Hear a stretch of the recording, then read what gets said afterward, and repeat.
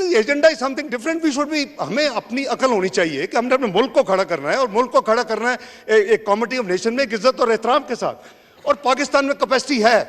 आप अल्लाह ताला के फजलो करम से टाइम जितना भी थोड़ा है, यू विल सी के एक्शंस होंगे। पाकिस्तान सॉवरन वेल्थ फंड बनाएगा मियां शहबाज शरीफ की क़यादत में, जो दुनिया देखेगी। It's a matter of months only. तो बात यह है कि हमें आगे चलना है, हम पीछे नहीं जा सकते। लेकिन ये जो वेस्ट है ना, आधे से ज्यादा वक्त इस लिटिगेशन में लगा हुआ है।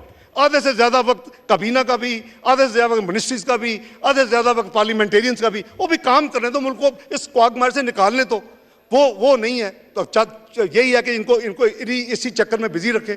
तो मैं समझता हूँ जी कि कोई भी economic, social, political, any parameter आप ले लें, इट डज नॉट जस्टिफाई कि जी जो कुछ हो रहा है ये हो। हैविंग सेड दैट, मैं ज़्यादा वक्त नहीं लेता। मेरी गुजारिश